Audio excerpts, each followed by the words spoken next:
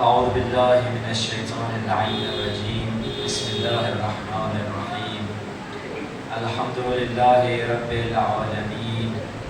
الحمد لله كما هو أهله، والصلاة والسلام على سيد المرسلين وخاتم النبيين أبي القاسم محمد.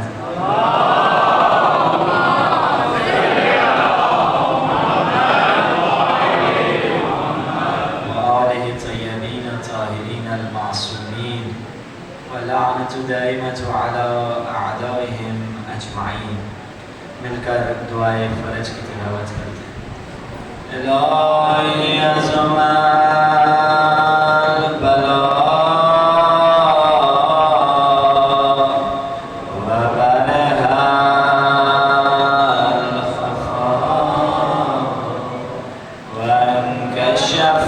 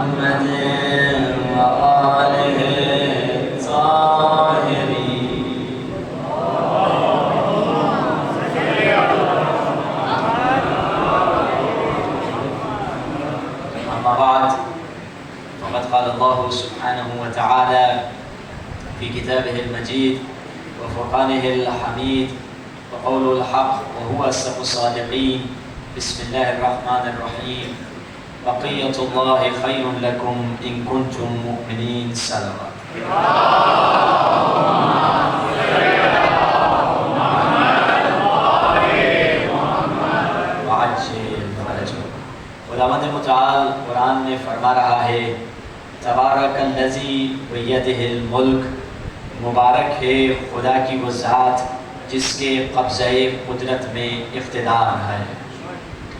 اقتدار اور ملک اللہ کے قبضہ قدرت میں ہے. نمرود سمجھ رہا تھا اقتدار میرے پاس ہے لیکن خدا نے ایک مکھی کے ذریعے سے اس کو مروا کے بتلا دیا اقتدار خدا کے ہاتھ میں ہے۔ فرعون سمجھ رہا تھا اقتدار میرے پاس ہے، اللہ نے فرعون کو پانی میں ڈبو کے بتلا دیا اقتدار خدا کے پاس ہے۔ شداد سمجھ رہا تھا اقتدار میرے پاس ہے، خدا نے شداد کو اپنی ہی ہاتھوں سے بنی ہوئی جنت میں نہیں جانے دیا اور بتلا دیا اقتدار میرے ہاتھ میں ہے۔ اسکندر سمجھ رہا تھا اقتدار میرے ہاتھ میں ہے، اور خدا نے اسکندر کو آئینہ عبرت بنا کے بتلا دیا کہ اقتدار میرے قبضے میں ہے۔ اور اللہ نے کچھ پاک ہستیوں کو اپنا اقتدار دیا ہے، مگر لوگ سوال کرتے ہیں اللہ نے ان کو اختیار دیا، ولایت دی، مگر ان کے پاس حکومت تو زیادہ نہیں تھی۔ مولا علی کے دور حکومت ہے، تھوڑا دور امام حسن کا دور ہے، چند مہینے ہیں، پھر تو اور انبیاء میں بھی دیکھیے حضرت داؤد ہیں، حضرت سلیمان ہیں، رسول اللہ ہیں، اقتدار تو زیادہ تر حکومت تخت تاج اوروں کے پاس تھا، اقتدار کی کرسی اوروں کے پاس تھی، حکومت اوروں کے پاس ہوا کرتی تھی، انبیاء اور اولیاء اور اماموں کے پاس کیوں نہیں تھا؟ اس کے لیے مثال دے دوں آپ کو، مثال میں آپ ایک بہت مہنگے بازار میں گئے ہیں، اور مہنگے بازار میں ایک بڑی سی گاڑی رکی اور اس میں سے ایک مالدار شخص نکلا اور اس نے جیب سے بٹوا نکالا، اس کا بٹوا بھی کافی موٹا صحت مند تھا، پیسے بھرے ہوئے تھے، اس نے بٹوا اپنا نوکر کو دیا کہ اس سے جب شاپنگ کریں گے تم پیمنٹ کرنا۔ اب اس کے بٹوے میں سے 1 روپے کا سکہ گرا اور لڑکتا ہوا جا کر نالی میں گر گیا۔ اب یہ پیچھے مڑ کر دیکھے گا بھی نہیں کتنا گرا، کہاں گیا، کیسے گیا، اتنی بڑی گاڑی ہے، اتنا بڑا بینک بیلنس ہے، تجوریاں بھری ہوئی ہیں، بٹوا بھرا ہوا ہے، مگر جس کے لیے یہ ایک سکہ اہمیت رکھے گا وہ نالی میں ہاتھ ڈالے گا، اپنا ہاتھ نجس کرے گا، اپنا ہاتھ گندا کرے گا۔ بس عزیزان محترم، اہل بیت کا سکہ پوری دنیا میں رواں دواں تھا۔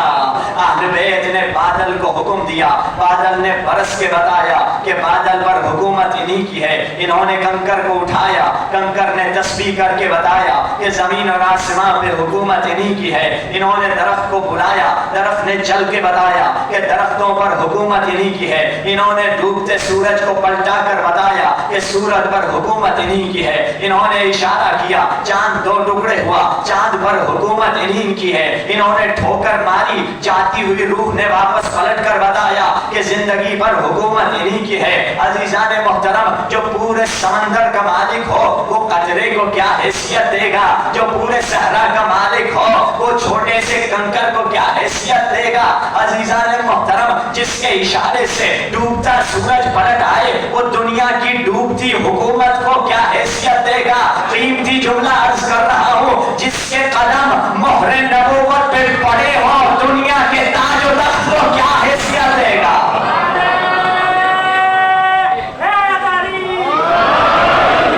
جس کے قدم مہر نبوت پہ پڑے ہیں اسے کیا پریشانی اس کے قدم کے نیچے کوئی تخت آئے یا نہ آئے؟ تختوں سے بڑا تخت وہ تھا، شاہی سے بڑی بادشاہی وہ تھی کہ جب چڑھے ہیں علی دوش نبی پہ، کہا یا علی کیا دیکھ رہے ہو؟ کہا اتنی بلندیوں کو دیکھ رہا ہوں، کبھی اتنی بلند جگہ نہیں دیکھی ہے میں نے۔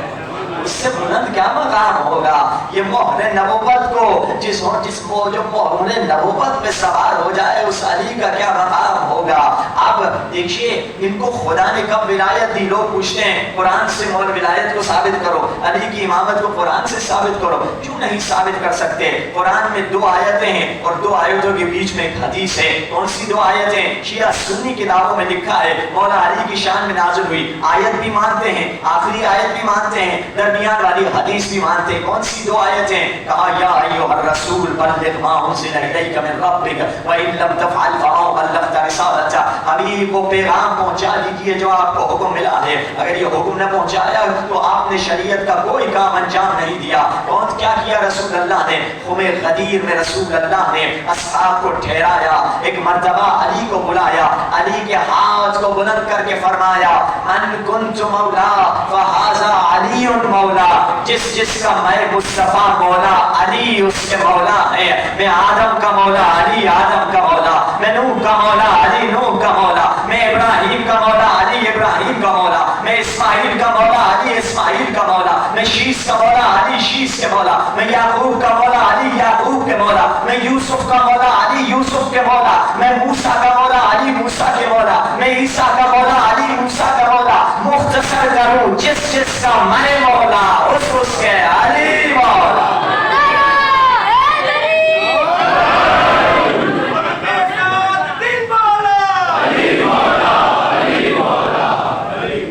علی ہیں کہ جس کی ولایت ہوئی. اب دوسری آیت کون سی نازل ہوئی؟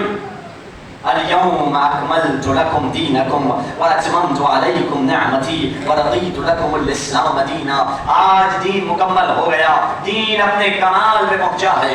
یہی مناظرہ ایک شیعہ نوجوان اور ایک مولانا صاحب کے درمیان ہو گیا. دونوں دوست تھے، شیعہ سنی دوست تھے. یہ عام تھا، وہ مولانا تھے. تو شیعہ نوجوان سے سمجھانے کی کوشش کر رہا ہے. ایک شیعہ، یہ دو آیتیں نازل ہوئی، درمیان میں من کنت مولا کا فیصلہ ہوا ہے. کہا ٹھیک ہے، یہ آیتیں بھی ہماری کتابوں میں ہیں، یہ حدیث سے بھی کوئی انکار نہیں کر سکتا، مگر مسئلہ یہ ہے مولا کی معنی بہت ہیں. یہاں مولا جو تم کہتے ہو وہ نہیں ہے. مولا کا معنی دوست ہے، مولا کا معنی جاننے والا ہے. مختلف معنی ہے، کوئی 27 کے قریب معنی عربی لغت میں آئی ہیں. تو وہ معنی جو تم کہہ رہے ہو، تو یہ بیچارہ نوجوان سمجھا رہا ہے، مگر نہیں، وہ کہہ رہے نہیں، اس سے مراد ہو رہے. کہا چلیے ٹھیک ہے، کبھی اور مناظرہ ہوگا. تو مولانا صاحب گھر سے نکل گئے. مولانا صاحب جہاں مناظرہ ہو رہا تھا اپنے گھر لاہور جا رہے تھے. لاہور تقریباً 8 گھنٹے کے فاصلے پر تھا. یہ موٹر وے پہ بیٹھے، 4 گھنٹے گزر چکے تھے، موٹر وے پہ تھے. ان کا موبائل بجا، انہوں نے دیکھا وہی میرا دوست جو ہے، میرا شیعہ دوست فون کر رہا ہے. انہوں نے فون اٹھایا، ہلو السلام علیکم، کیا ہوا؟ کہا مولانا صاحب جلدی گھر آ جائیے، مجھے آپ سے ضروری کام ہے. فون پہ بتا دو.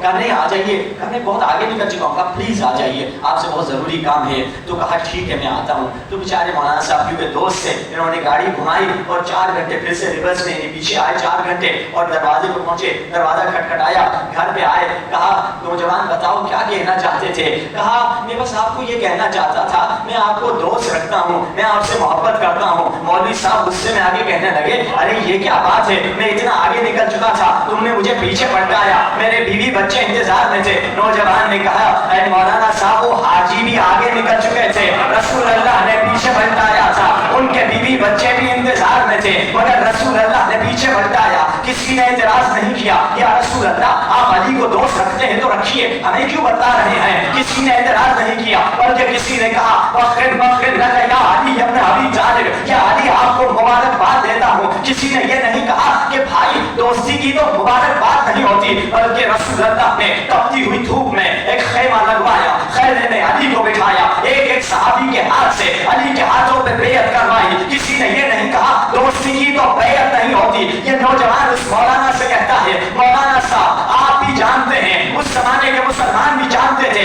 پورا غدیر کا ماجرا چیخ چیخ کر بتلا رہا ہے، یہ اعلان محبت نہیں، اعلان ولایت ہو رہا تھا.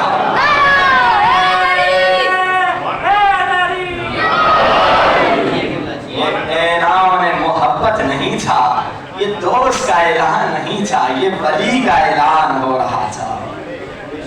تبھی تو رسول اللہ کہتے ہیں دعویٰ ہوگا ہمارا تو شہادت ہوگی علی کی، ولایت ہوگی ہماری تو امامت ہوگی علی کی، رسالت ہوگی ہماری تو ولایت ہوگی علی کی، شریعت ہوگی ہماری، طریقت ہوگی علی کی. جنگ بالتنزیل القرآن کریں گے ہم، جنگ بالتعویل القرآن کریں گے علی، تحریک نبوت کریں گے ہم، تائید نبوت کریں گے علی، تحقیق رسالت کریں گے ہم، تحقیق تصدیق رسالت کریں گے علی، چاند شک کریں گے ہم، سورج کو پلٹائیں گے علی، چراغ دیں گے ہم، راستہ دکھائیں گے علی، تقدیر بنائیں گے ہم تو مقدر سنواریں گے علی. بستر ہوگا ہمارا اس پہ لیٹیں گے علی، چادر ہوگی ہماری اس کو اوڑھیں گے علی، بچے ہوں گے ہمارے ان کے باپ ہوں گے علی، لشکر ہوگا ہمارا علم بردار ہوں گے علی، نکاح پڑھیں گے ہم طلاق دیں گے علی، نکاح پڑھیں گے ہم طلاق دیں گے علی، اسلام کو نفاق سے فراغ دیں گے علی، دین ہوں گے ہم تو کمال ہوں گے علی، رحمت ہوں گے ہم تو نعمت ہوں گے علی، مالک کوثر ہوں گے ہم تو ساقی کوثر ہوں گے علی، علم کا شہر ہوں گے ہم تو علم کا در ہوں گے علی، مقام مقام ہوں گے ہم تو سما سما ہوں گے علی، ارے جہاں جہاں ہوں گے ہم وہاں وہاں ہوں گے علی.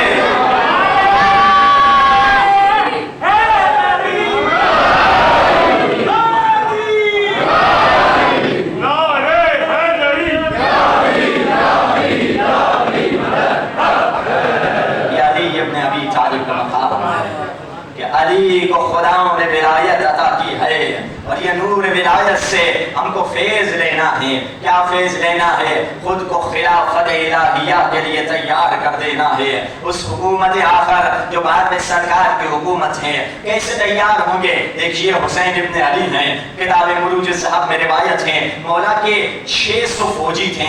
حضرت مسلم کی شہادت سے پہلے 500 گھوڑے سوار مولا کے ساتھ تھے اور 100 لوگ جو پیدل چل رہے تھے. جب مسلم کی شہادت کی خبر ملی سب چھوڑ کر چلے گئے. سب امتحان میں فیل ہو گئے. کیوں امتحان میں فیل ہو گئے؟ کون امتحان میں پاس ہوا؟ جس نے پہلے امتحان کی تیاری کر لی ہو.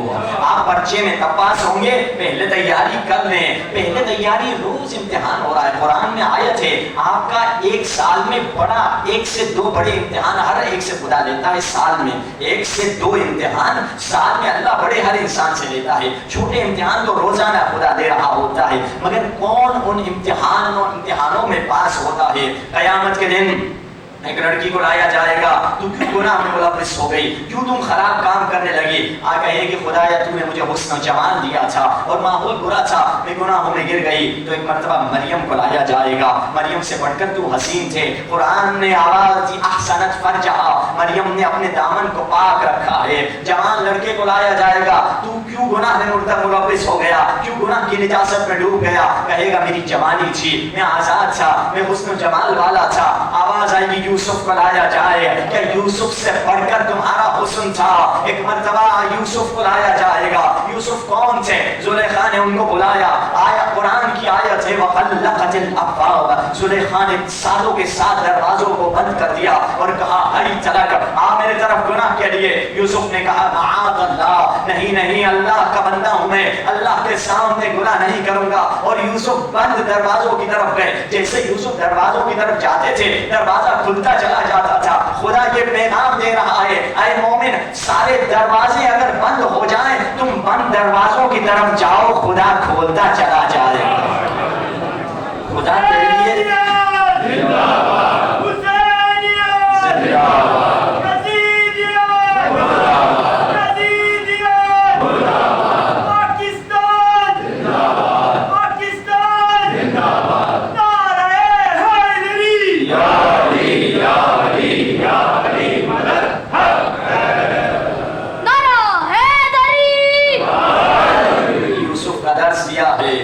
یوسف کی زندگی میں بڑے درس ہیں. لوگوں نے یوسف کو قید میں کر دیا مگر پوری کی پوری مصر میں سب سے آزاد یوسف تھے. یوسف غلام نفس امارہ نہیں تھے، یوسف شہوتوں کے غلام نہیں تھے. دیکھیے لوگ چاہتے تھے یوسف کو گھٹا دیں مگر خدا نے بڑھا دیا. لوگ چاہتے تھے یوسف کی محبت باپ کے دل سے نکل جائے مگر خدا نے بڑھا دی. لوگ چاہتے تھے یوسف کے دامن پہ دھبا لگائے مگر خدا نے اسے صدیق بنا دیا. لوگ چاہتے تھے یوسف کو جیل میں ڈال دے مگر خدا نے اسے عزیز مصر بنا دیا. اے جوان، اے مومن، اے مومنہ، تیرا خدا اور یوسف کا خدا ایک ہے. جو تیرا خدا ہے وہ یوسف کا بھی خدا ہے. خدا کے ساتھ معاملہ کر کے دیکھو، کبھی گناہ چھوڑ کے دیکھو، اللہ کے ساتھ ڈیل کر کے دیکھو. خدا بہت پیاری ڈیل کرتا ہے. یقین جانیے کبھی خدا کے لیے تم گناہ چھوڑ دو، ایک خود بخود آنکھوں سے آنسو نکل آئیں گے. کیونکہ خدا فوراً الجزاء والاحسان الا الاحسان، جو خدا کہتا ہے مزدور کا پسینہ خشک ہونے سے پہلے اس کی مزدوری اسے دے دو. اگر میں خدا کے لیے گناہ چھوڑ دوں خدا مجھے بھی میری مزدوری عطا کرے گا، جبکہ میرا حق ہے. مگر خدا رحمان و رحیم ہے، پھر بھی وہ انسان کو دیتا ہے، وہ عطا کرتا ہے. مگر ہاں امتحان ضرور ہوگا. قرآن میں آواز آئی وَلَنَبْلُوَنَّكُمْ بِشَيْءٍ مِّنَ الْخَوْفِ وَنَقْصٍ مِّنَ الْأَمْوَالِ وَالْأَنفُسِ وَالثَّمَرَاتِ وَبَشِّرِ الصَّابِرِينَ. تمہارا 4 چیزوں سے امتحان لیا جائے گا. بھوک سے امتحان لیا جائے گا، خوف سے امتحان لیا جائے گا، اولاد سے امتحان لیا جائے گا، اور اسی طرح سے جان انفس سے تمہارا امتحان لیا جائے گا. امتحان ہوں گے مگر اللہ کی مدد اگر شامل حال ہو تو امتحان میں پاس ہو جائیں گے. کربلا میں دیکھیے کون تھے جو ثابت قدم تھے. کربلا میں آنکھیں تو بہت سارے صحابیوں کی زخمی ہوئی مگر عباس کی آنکھوں کا حسین کو خاص صدمہ تھا. کیوں؟ کیونکہ یہ وہ آنکھ تھی جس نے کبھی نامحرم کو نہیں دیکھا. یہ وہ آنکھ تھی جس نے کسی پر ظلم سے غصہ نہیں کیا. یہ وہ آنکھ تھی جو دیدار امام کے قابل تھی. نوجوان اگر تیری آنکھ پاک ہو جائے یہ آنکھ دیدار مولا کے قابل بن سکتی ہے. مولا فرماتے ہیں میں ان مجلسوں میں آتا ہوں، میں تم سے دور نہیں ہوا ہے میرے شیعو، مگر تمہارے گناہ تمہیں مجھ سے دور کر دیتے ہیں۔ اگر وفا کرنی اپنی زمانے کے امام سے، ذرا وفا اباؤ سے سیکھیں۔ تبھی تو حدیث میں ہے جب کوئی نامحرم کی طرف دیکھتا ہے تو ایک تیر ہے جو شیطان کا اس کی آنکھ پہ لگ رہا ہے۔ عجیب ہے امیر بیان کا کیا خوبصورت جملہ فرمایا، شتان بین العملین، کتنا فرق ہے دو عملوں میں، دو فعل میں، کتنا ڈفرنس ہے دو ایکشن میں۔ کون سے دو ایکشن؟ ایک وہ فعل جس کی لذت چلی جاتی ہے مگر تکلیف رہ جاتی ہے، ایک وہ فعل جس کی تکلیف چلی جاتی ہے مگر لذت رہ جاتی ہے۔ کون سی عمل؟ میں نے تھوڑی دیر کے لیے غیبت کا مزہ کیا، لذت چلی گئی، تکلیف رہ گئی۔ تھوڑی دیر کے لیے ایئر فون لگا کے گانے سن لیا کسی نے تو لذت چلی گئی، تکلیف رہ گئی۔ تھوڑی دیر کے لیے حرام کسی کو حرام کی نگاہ سے دیکھا، لذت چلی گئی، تکلیف رہ گئی۔ مگر اس کے الٹ آپ یہاں مجلس میں آئے، کوئی کہاں سے آیا، کوئی تھکا ہوا ہے، کوئی جاب سے آ رہا ہے، تکلیف کو برداشت کر کے آیا، مگر جب قبر میں اکیلے سو رہے ہوں گے یہی تکلیف لذت میں بدل جائے گی۔ کہیں کہ جس حسین میں تو رویا کرتے تھے اب اس کا صلہ دیکھ، حسین بڑے کریم مولا ہے۔ تو یہ وہ دو عمل ہیں جن کا الگ الگ انداز ہے۔ کربلا میں ہاتھ بہت سارے لوگوں کو کٹے مگر عباس کے ہاتھ کا حسین کو خاص صدمہ تھا۔ کیوں؟ کیونکہ یہ وہ ہاتھ تھے جو ہمیشہ امام کی اطاعت کیا کرتے تھے، یہ وہ ہاتھ تھے جو کبھی ظلم نہیں کیا کرتے تھے۔ تبھی تو حدیث میں ایک مرد اگر اپنی بیوی کو منہ پہ تماچا مارتا ہے، ظلم کرتا ہے، چاہے اس کی بیوی بے ادب ہو، چاہے بد اخلاق ہو، چاہے بدتمیز ہو، چاہے اس کو گالی دے، چاہے وہ زبان درازی کرے، مگر یہ شخص حق نہیں رکھتا کہ اس کو تماچا مارے۔ اگر وہ تماچا مار دے خدا فرشتوں سے کہتا ہے قیامت کے دن اس کو 70 آگ کے تماچے مارنا۔ وہ آگ کا تماچا کوئی برداشت نہیں کر سکتا، آگ کی ایک انگلی بھی برداشت نہیں کر سکتا۔ وہ کون سی آگ؟ جہنم کی۔ فرمایا رسول اللہ نے جب جہنم کی آگ کو خدا نے 40 مرتبہ ٹھنڈا کیا، یعنی ٹھنڈی کیا، جب آگ بالکل ٹھنڈی ہو گئی تب جا کے یہ دنیا کی آگ بنی ہے، یعنی یہ ٹھنڈی آگ ہے جس کو ہم گرم سمجھتے ہیں۔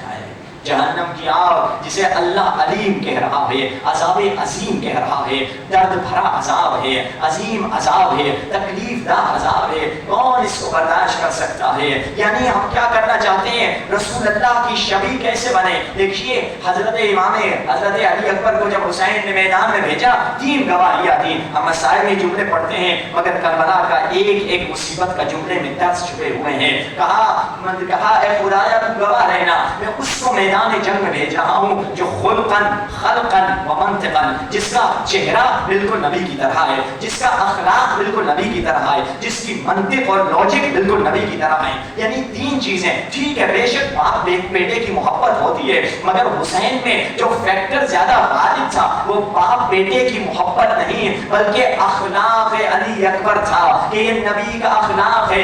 اے مومن اگر تو اپنے حسین کے دل میں اپنی جگہ بنانا چاہتا ہے اخلاق نبی اپناتا چلے جاؤ، حسین کی آنکھوں میں محبوب بنتا چلا جائے گا۔ اخلاق علی اخلاق نبی ہے کہ وہ اخلاق خدا ہے۔ فرمایا تخلقوا باخلاق اللہ، اللہ کے اخلاق میں خود کو سنوار دے، یعنی اللہ کا اخلاق نبی کا اخلاق ہے، نبی کا اخلاق یہ علی کا اخلاق ہے۔ اس اخلاق کی اگر انسان شبیہ ہو جائے، موسیٰ نبی نے جب پلٹ کے دیکھا فرعون والے سب ڈوب چکے تھے مگر فرعونیوں میں سے ایک بچ گیا تھا۔ آواز آئی خدایا تو نے اس فرعون والے کو کیوں بچا لیا؟ کہا موسیٰ اس کا ایک کام تیرے شبیہ تھا، اس کا ایک کام تیرے شبیہ تھا، یہ لباس وہی پہنتا تھا جو تم موسیٰ پہنتے تھے۔ مجھے یہ بات پسند آ گئی، میرے حبیب کا جو لباس پہنتا ہے میں اس کو نہیں ڈبوؤں گا۔ جو اخلاق مصطفیٰ اور اخلاق علی رکھے گا خدا کی آنکھوں میں کیا بن جائے گا؟ اخلاق اپنا ویسے بنا ہے، ہمارا اٹھنا بیٹھنا ہر چیز مولا کی طرح ہو۔ دیکھیے چند جیسے کوششیں ہوتی ہے بیچ میں بریکٹ کھول کر جملہ مترجمہ کے طور پر دینی اور دنیاوی نسخہ بتلا دیا جائے جو اہل بیت کا۔ ایک کلچر جو اہل بیت کا ہے جس میں ہم بہت کم عمل کرتے ہیں وہ ہے اہل بیت نے جس پہ بہت تاکید کی ہے وہ ہے حجامہ۔ حجامہ یہ بالوں کا حجامت نہیں بلکہ جو پیٹھ سے خون نکالا جاتا ہے جس کو ویٹ کپنگ کہا جاتا ہے، پیٹھ سے خون نکلتا ہے اور وہ 200 بیماریوں کا علاج ہے۔ اہل بیت نے تقریباً 100 نہیں، 200 نہیں، 300 نہیں، 400 نہیں، 500 سے زیادہ باقاعدہ حدیث آنی ہے کہ حجامہ کراؤ. رسول اللہ کہتے ہیں جب میں معراج سے پلٹا تھا تو مجھے خدا نے حکم دیا یا احمد احتجم وامر امتک بالحجامہ، اے رسول خود بھی حجامت کرو اور اپنی امت کو حجامہ کا حکم دو. یعنی پیٹ سے جو خون نکالا جاتا ہے 200 بیماریوں کا علاج ہے. ہارٹ اٹیک سے انسان بچ جا سکتا ہے، خون کی بیماریوں سے بچ جا سکتا ہے، مگر افسوس کہ ہم اس چیز کی طرف توجہ نہیں کرتے. یہ وہ چیز ہے جو ہر امام نے کروائی ہے. رسول اللہ کے بارے میں ملتا ہے سینکڑوں مرتبہ، یعنی ہنڈریڈز آف ٹائمز رسول اللہ نے حجامہ کرایا ہے اپنی زندگی میں. اور کہتے ہیں علماء کہ حکیم حضرات بھی کہتے ہیں کہ ہم سال میں کم از کم ہر انسان کو 4 مرتبہ حجامہ کرانا چاہیے تاکہ اس کی زندگی سے بیماریاں نکل جائیں. رسول اللہ فرماتے ہیں میری امت کی شفا 3 چیزوں میں ہے، ایک حجامہ اور ایک کلونجی اور ایک شہد میں ہے. یعنی حجامہ ان اہم چیزوں میں سے ہے جس کو ہماری زندگی میں کلچر ہونا چاہیے. آیت اللہ حسن زادہ عاملی کہتے ہیں جب بارہویں سرکار ظہور کریں گے مولا کی ثقافت، جو مولا سیولائزیشن لائیں گے، جو اسلامی تہذیب لے کر آئیں گے، اس میں اہم ترین چیز یہی حجامہ ہوگا جس کی وجہ سے لوگ بیمار نہیں ہوں گے. آیت اللہ خامنئی رہبر معظم کا ایک حکیم ہے جو ان کی حجامہ کرتا ہے. تقریباً سارے مراجع قوم میں ضرور حجامہ کراتے ہیں. بچے کے لیے بھی ضروری ہے، صرف بیمار نہیں بلکہ کہا میری امت کو حجامت کا حکم دو، نہیں کہا میری امت کے بیماروں کو. ہر بندہ کرے گا بیماری سے بچتا چلا جائے گا. اس لیے دیکھیے ایران میں شام کے زمانے سے پہلے کی بات ہے، قاجار کے زمانے کی بات ہے، ایک سیاح ایران میں آیا جو گھومتے پھرتے ٹورسٹ ہوتے ہیں. سیاح اپنی کتاب میں لکھتا ہے یہ لوگ جو ہے نا ان کو ہارٹ اٹیک نہیں ہوتے، یہ لوگ بیمار نہیں ہوتے. اس کی وجہ یہ ہے کہ اس علاقے یعنی ایران والے اس علاقے والے لوگ جو ہیں بڑی ریگولر حجامہ کراتے ہیں. تو انگریز نے ایک سازش کے تحت حجامہ پر پابندی لگائی. کیسے؟ اس زمانے کا جاہل بادشاہ تھا، بادشاہ کو کیا کر دیا، بادشاہ کے جو محل میں جو پلیٹ پڑے ہوئے تھے ان کو انہوں نے زہریلے کر دیے. تو ایک مرتبہ ایک وزیر آیا، اس نے جب حجامہ کیا، جب بلیڈ لگے تو وہ وزیر مر گیا. ارے دوسرا وزیر مر گیا، تیسرا وزیر مر گیا. بادشاہ نے سمجھا حجامت کی وجہ سے مر رہے ہیں، تو بادشاہ نے پابندی لگا دی. اور یہ پابندی چلتی ہوا یہاں تک کہ انقلاب کے بعد بھی قانون میں، کیونکہ شاہ کے دور میں بھی یہ پابندی تھی، انقلاب کے بعد بھی قانون میں یہ پابندی تھی. پھر آیت اللہ خامنئی نے فتوے دیے اور حجامت کو قانونی کر دیا، یعنی اللیگل تھا انہوں نے قانونی کیا. اور اب کیا ہوتا ہے کہ کلینک پہ بھی وہاں حجامہ ہوتا رہتا ہے. تو مومنوں کے لیے بہت ضروری ہے اگر آپ چاہتے ہیں جسمانی صحت کے لیے. جو ایک دوست ہمارے آتے تھے حسین بھائی، ان کو بھی اپنے حجامہ سکھا دیا. اپنے کام تو کراچی سے چلے جائیں گے، تو مومنوں کو سکھاتے رہو، مومنوں کو کرتے جاؤ. اپنے ہمارے فراز بھائی بھی شاید نہیں ضرور ان کو جانتے ہیں فراز بھائی، تو وہ آپ کی خدمت کر سکتے ہیں اس حوالے سے. تو اب حجامہ کیا ہے؟ حجامہ یعنی اپنی جو ہے بیماریوں کو جسم سے نکال دو. ایک یہ جسمانی نسخہ. اب آئیے ایک روحانی نسخہ سنتے چلی جائیے، پھر میں اپنے مجلس کے اگلے مرحلے میں داخل ہو جاؤں. وہ کون سا ہے؟ وہ بارہویں سرکار کا نسخہ ہے. ایک طالب علم کا واقعہ ہے. ایک طالب علم نجف میں رہتا تھا، غریب تھا. ایک دن پانی سے افطاری کی اور ایک دن سحری پانی سے کی. افطاری سحری پانی سے، دوسرے دن سحری افطاری پانی سے، تیسرے دن سحری افطاری پانی سے، کچھ کھانے کو تھا نہیں. تیسرے دن حرم امام علی رضا کے روزے پر گیا، زیادت پڑا، اب اس کی سر چکرا رہا تھا. جلدی سے آیا، اپنے حجرے میں لیٹ گیا اور اب بیٹھنے کی بھی طاقت نہیں تھی. اسی دوران دروازے پہ دستک ہوئی. اس نے کہا کون ہے؟ کہا مہمان ہے. اب فوراً اٹھ کر کھڑا ہو گیا. ارے مہمان تو حبیب خدا ہے، کھانے کو خود کچھ نہیں مگر ایمان دیکھیے کہ مہمان آیا ہے تو اس کی مجھے کچھ نہ کچھ کرنا ہے، قرضہ لے کے بھی اس کی مہمان نوازی کروں گا. جب دروازہ کھولا کیا دیکھا؟ سامنے زمانے کے امام کھڑے ہوئے ہیں. مولا نے مسکرا کے کہا آج ہم تمہارے گھر پہ مہمان بن کے آئے ہیں، مگر ایسے مہمان جو اپنا کھانا خود ساتھ میں لے کر آئے ہیں. مولا اندر تشریف لے کر آتے ہیں. مولا کے ساتھ ایک صحابی ہوتا ہے. یہ 3 لوگ وہ طالب علم مل کے کھانا کھاتے ہیں اور کیا ہوتا ہے، روٹی ہوتی ہے اور کباب ہوتے ہیں. کھاتے ہیں، کھانے کے بعد مولا اس سے کہتے ہیں یہ جو بچا ہوا کھانا ہے فلاں عالم دین کو دے دینا. یعنی امام زمانہ کا بچا ہوا بھی کوئی شخص کھانے کے قابل نہیں ہے، فلاں مرشد مومن کو دے دینا. پھر مولا کو جیب سے پیسے نکالتے ہیں، اس طالب علم کو دیتے ہیں. اب مولا جو نصیحت کرتے ہیں وہ ہمارے اور آپ کے کام کی نصیحت ہے. مولا اس طالب علم سے کہتے ہیں یہ طالب علم اتنے غریب ہو گئے تھے، اتنے فقیر ہو گئے تھے، اتنے بے روزگار ہو گئے تھے، تو بتاؤ نماز جعفر تیار کیوں نہیں پڑھ رہے تھے؟ نماز جعفر تیار کا طریقہ 4 رکعت کی نماز ہے.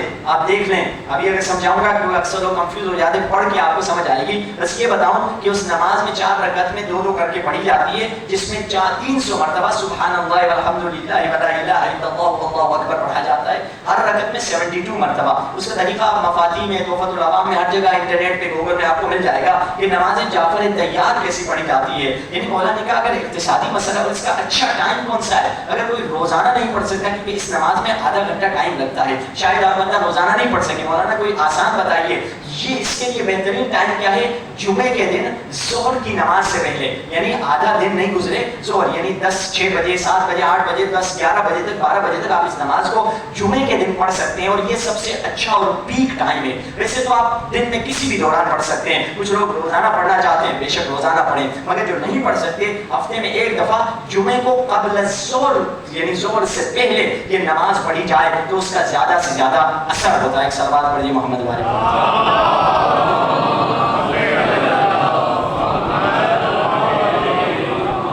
اب آئیے آگے بڑھیں، اپنے موضوع کی طرف واپس پڑھتے ہیں کہ مولا کے دل کا محبوب اگر بننا ہے تو شبیہ رسول بننا پڑے گا، شبیہ علی بننا پڑے گا، شبیہ اہل بیت بننا پڑے گا۔ اگرچہ ہم تو گنہگار ہیں، ہم کہاں شبیہ اہل بیت بن سکیں؟ میری نماز علی کی نماز کی طرح ہو نہیں سکتی، کیونکہ قیامت کے دن کیا فرمایا؟ علی میزان ہے۔ میزان یعنی کیا؟ یعنی تولنے والا جو وسیلہ ہے وہ علی ہے۔ یعنی کیا؟ یعنی ایک طرف ہماری نماز کو رکھا جائے گا اور ایک طرف علی کی نماز کو رکھا جائے گا۔ اس وقت ہم اپنی عبادتوں سے شرم کر رہے ہوں گے، گناہوں سے نہیں، عبادتوں سے شرم کر رہے ہوں گے۔ کہاں وہ نماز اور کہاں، ہاں ٹھیک ہے ہم ایسی نماز نہیں پڑھ سکتے مگر کم از کم کچھ نقل تو اتار سکتے ہیں۔ کم از کم حسین مولا رسول اللہ سے کہہ سکتے ہیں یا رسول اللہ ہم آپ کی کسی شے میں شبیہ تو نہیں بن سکے مگر اس شے میں شبیہ تو ہیں، ہم بھی عاشق حسین ہیں اور آپ بھی عاشق حسین ہیں۔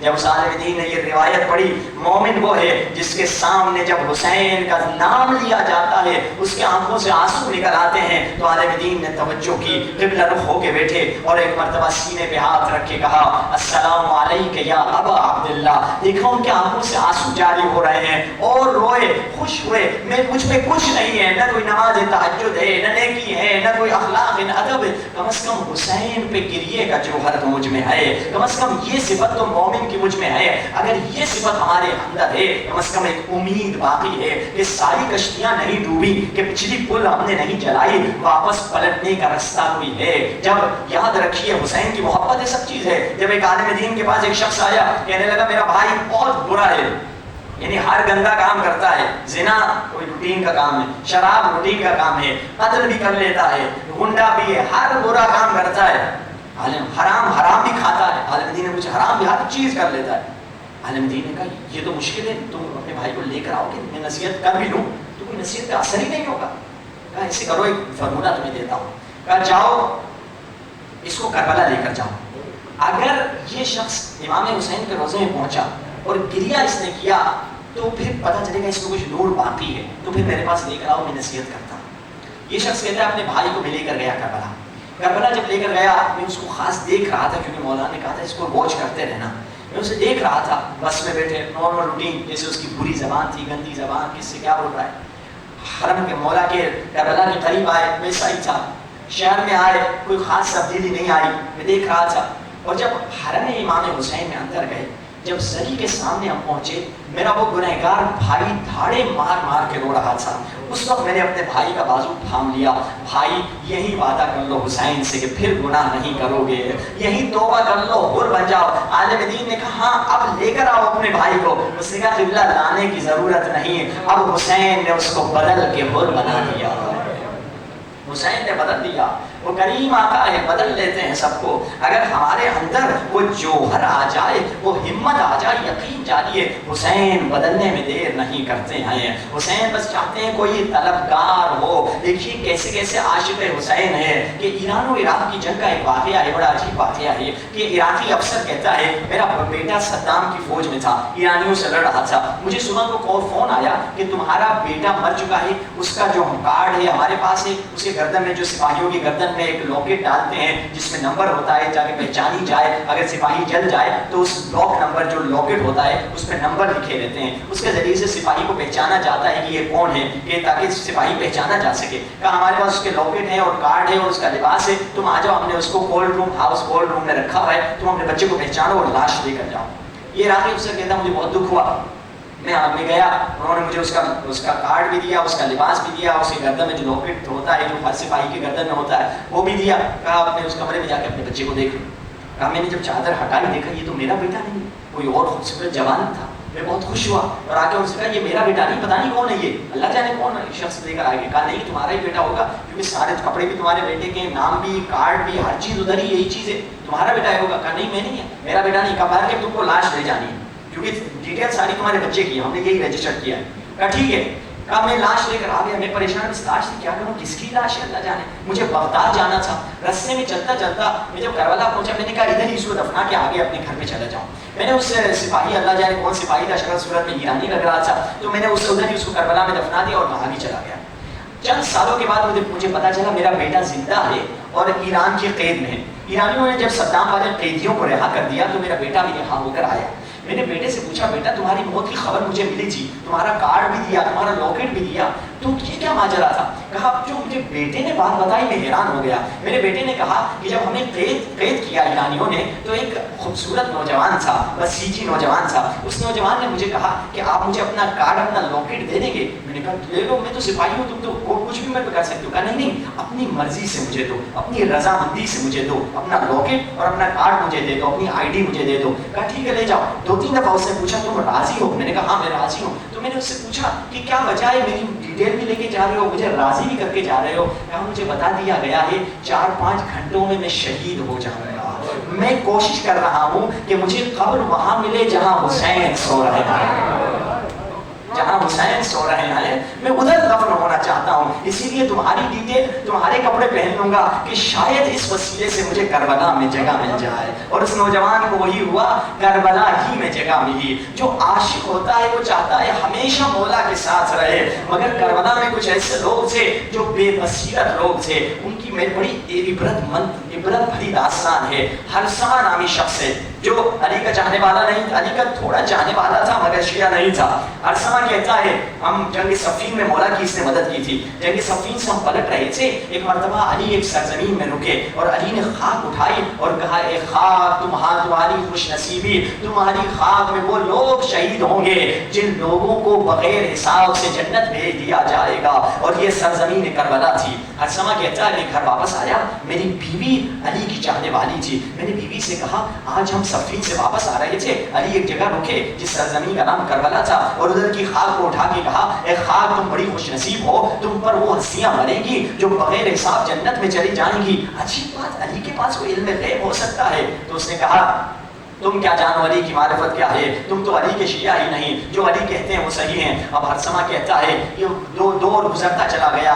علی 21 رمضان کو شہید کر دیے گئے، امام حسن مجتبیٰ بھی زہر سے شہید کر دیے گئے، امام حسین کا دور آیا، معاویہ مر گیا، یزید خلیفہ بن گیا. اور ایک مرتبہ جب یزید خلیفہ بنا، حسین مدینہ سے چلے ہیں، یزید نے اپنے زیاد کو حکم دیا کہ سپاہیوں کو تیار کر اور کربلا لے کر جاؤ. یزید کے حکم سے ابن زیاد نے سپاہیوں کو تیار کیا، عمر سعد کو لیڈر بنایا. عمر سعد کی فوج میں یہ حرسمہ بھی تھا. حرسمہ کو پتہ نہیں تھا ہم کہاں جا رہے ہیں. حرسمہ چلتا چلا گیا. جب یہ فوج وہاں رکی تو حرسمہ نے لوگوں سے پوچھا یہ کیا سرزمین ہے؟ کہا یہ کربلا کی زمین ہے. حرسمہ کہتا ہے مجھے یاد آئے وہ علی کے جملہ جو علی نے کئی سال پہلے علی نے پیشن گوئی کی تھی. حرسمہ کہتا ہے مجھے میرے دل میں اس فوج سے نفرت ہو گئی. میں نے اپنے گھوڑے پہ بیٹھا، تیزی سے حسین کی طرف گیا، جھک کے حسین کو سلام کیا اور وہ واقعہ جو علی نے خاک کو اٹھا کے چوما تھا وہ واقعہ میں نے حسین کو اس وقت بتایا اور میں نکلنے لگا. حسین نے وہی سوال کیا جو ہر شخص سے کرتے تھے، وہ ہم سے بھی آج حسین کر رہے ہیں. کیا کہا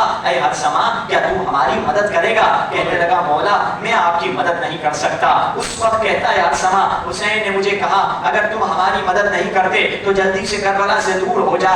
اگر کوئی ہمیں ادھر شہید ہوتا ہوا دیکھے گا، قسم اس خدا کی جس کے قبضہ قدرت میں مصطفیٰ کی جان ہے، وہ ضرور جہنم میں جائے گا. حرسمہ کہتا ہے میں تیزی سے چلتا چلا گیا تاکہ مقتل سے دور ہو جاؤں، حسین کی آواز نہ سنوں. یہ کون شخص تھا؟ یہ وہ بے بصیرت لوگ تھا. تبھی تو فرمایا زیارت عاشقاں میں لعن اللہ امتا اسرجت والجمت وتنقبت لقتالک. اے مولا ہم لعنت بھیجتے ہیں ان لوگوں پر. کن لوگوں پر؟ جنہوں نے کوفے میں زین لگائی گھوڑوں پر، جنہوں نے لجام فرس لگایا، جنہوں نے جانور کو لجام لگایا. کوفے کے لوہاروں پر لعنت، ہر اس انسان پہ لعنت جس نے حسین کی شہادت کی خبر سنی اور راضی رہا یا خوش رہا. وہ شخص تھا جس نے حسین کی مدد نہیں کی، یعنی محب تھا، دشمنی بھی نہیں کی مگر چھوڑ کر چلا گیا لشکر کو، یعنی نہ ادھر گیا نہ ادھر گیا. اس طرح کی عبرتیں تاریخ میں بہت ہیں. مگر اس کے مقابلے میں ایک شخص ہے جس بوڑھے کا نام تاریخ میں نہیں ہے مگر اس کا کام ضرور ہے. یہ کون بوڑھا تھا؟ وہ تھا جو کربلا میں حسین سے پہلے پہنچا تھا. یہ وہ تھا، اس کو یہ کریڈٹ حاصل ہے. یہ کون تھا؟ کوفے کا رہنے والا ایک جوان کہتا ہے میں اپنے باپ کے ساتھ تجارتی سفر میں نکلا. میرا باپ جب کربلا کی سرزمین میں پہنچا میں نے ایک بوڑھے کو دیکھا جو درخت کے سائے میں جو بھی کاروان کوفے میں جو بھی کاروان کربلا پہنچتا ہے اس سے کچھ پوچھتا ہے اور جب وہ اس کو جواب دیتے ہیں نا امیدی سے جا کر واپس درخت کے سائے میں بیٹھ جاتا ہے. ہمارے کاروان سے بھی اس نے کچھ سوال کیا، کسی نے کچھ جواب دیا اور وہ چلا گیا. یہ نوجوان کہتا ہے میں نے اس بوڑھے سے جا کے پوچھا کیا پوچھ رہے ہو لوگوں سے، یہاں ریگستان ہے، یہاں رہنے کی جگہ نہیں. کہا جب میں چھوٹا تھا، جوان تھا، لڑکپن کی میری عمر تھی، رسول اللہ زندہ تھے، رسول اللہ کی گود میں نے حسین کو دیکھا تھا. رسول اللہ نے بتلایا کہ حسین کربلا میں تشنہ دہن پیاسا مارا جائے گا اور ایک مرتبہ مجھے وہ بات یاد تھی. کچھ ہفتے پہلے میرا گزر کربلا کی زمین سے ہوا. کسی سے پوچھا یہ کیا سرزمین ہے؟ لوگوں نے بتایا کربلا ہے. جیسے کربلا بتایا مجھے رسول اللہ کا وہ جملہ یاد آیا. میں نے لوگوں سے پوچھا حسین کہاں ہے؟ لوگوں نے بتایا حسین مدینے سے روانہ ہو چکے ہیں اور مکے میں پہنچ چکے ہیں اور کوفے کی طرف آنے والے ہیں اور میں ابھی انتظار میں ہوں حسین کب آئیں گے. اسی لیے سب سے پوچھتا چلا جا رہا ہوں کہ حسین کو تم نے دیکھا ہے؟ کوئی کہتا ہے رستے میں، کوئی کہتا ہے آنے والے ہیں. یہ کون تھا؟ یہ کربلا میں حسین سے پہلے پہنچ چکا تھا. اور یہ تاجر کا بیٹا کہتا ہے ہمیں جب پتا چلا کوفے میں کہ حسین 10 محرم کو شہید کر دیے چکے ہیں، حسین شہید ہو چکے ہیں، یہ شخص کہتا ہے میں نے اپنے باپ سے کہا بابا چلو اس بوڑھے کو دیکھتے ہیں وہ کس حالت میں ہے. جب ہم کربلا پہنچے دیکھا حسین کی لاش ہے اور قدموں کے قریب وہ بوڑھا شہید ہوا پڑا ہوا ہے. وہ بوڑھا تھا جس کو کہا سورہ واقعہ میں السابقون السابقون اولئک المقربون. یہ سابق تھے، یہ پہلے آ گیا تھا حسین سے. اے نوجوان اگر ظہور امام زمانہ چاہتے ہو تو کربلا حسین سے پہلے پہنچ جاؤ، کربلا امام زمانہ سے پہلے پہنچ جاؤ. جسم نہیں، جسم جائے بہت اچھا ہے، ضرور زیارت کرو مگر اپنی روح کو کربلا پہنچ جاؤ تاکہ امام کا دیدار مل سکے. روح کو کربلا پہنچا دو. اگر ہماری روح کربلا پہنچ گئی یقین جانیے پاک روح کربلا پہنچتی ہے، گنہگار روح کربلا نہیں پہنچتی. کربلا عجیب ہے. روایت میں کچھ ایسے فرشتے ہیں پوری زندگی، فرشتوں کی عمریں بہت ہوتی ہیں، 1 لاکھ ملین سال ان کی عمر ہوتی ہے. کچھ ایسے فرشتے ہیں جن کو صرف پوری زندگی میں 1 مرتبہ زیارت کربلا نصیب. اس روایت کے بعد شکر کرتے ہیں اللہ نے ہمیں فرشتہ نہیں بنایا، انسان بنایا، جب چاہے کربلا پہنچ سکتے ہیں. ہاں عزیزو، وفاداری عباس سے سیکھیے. آج عباس کے گریے کی رات ہے. ہاں عزیزو، ایک مومنہ کا واقعہ ہے. مومنہ قافلے کے ساتھ ایک بیوہ خاتون تھی، اپنے 4-5 یتیم بچوں کو لے کر امام حسین کی زیارت پہ جا رہی تھی.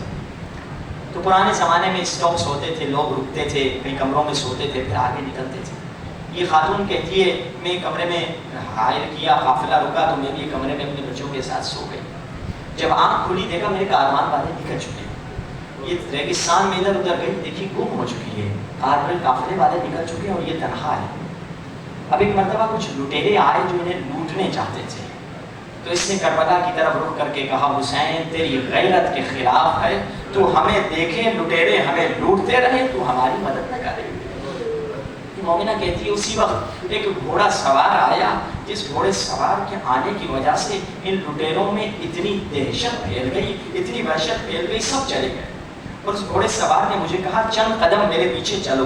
چند قدم میں پیچھے چلی تو میں نے خود کو کربلا کے دروازے کے سامنے پایا. تو ایک مرتبہ مومنہ اس گھوڑے سوار سے کہتی ہے آپ کو کیسے پتا چلا کہ لوٹنے والے ہمیں لوٹنے آ رہے تھے؟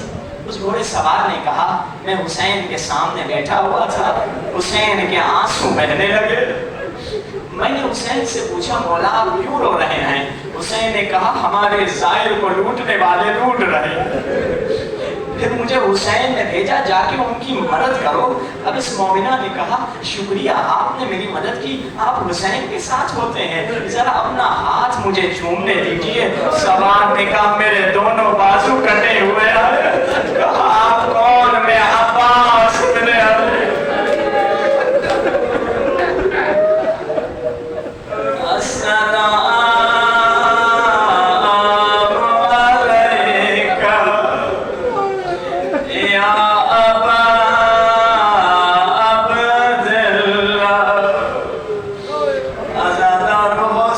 के साथ रोना, आज उम्म अल-बनीन को अब्बास का पुरसा देना। आज़ादारो, उम्म अल-बनीन की तरबियत का असर अब्बास है, सीरत और सूरत में हैदर करार अब्बास है। आज़ादारो, जब हजरत उम्म अल-बनीन की शादी हुई, हजरत उम्म अल-बनीन घर में आई, इमाम हसन और हुसैन, बीबी ज़ैनब और कुलसूम दौड़ते हुए आए, अम्मा कह के झुक के सलाम किया। उम्म अल-बनीन ने जब ये जुमले सुने बदन कांपने लग गया। शहज़ादों मुझे अम्मा न कहो, मैं नौकर मैं कनीज़। उम्म अल-बनीन ने यह अदब सिखाया।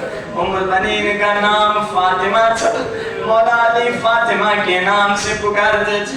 एक दिन उम्म अल-बनीन ने कहा, या अली मुझे अब फातिमा न कहिए। क्यों मौला, जब आप मुझे फातिमा कहते हैं ज़ैनब के चेहरा का रंग बदल जाता है। मौला, इस घर में बस एक फातिमा थी जो चली गई।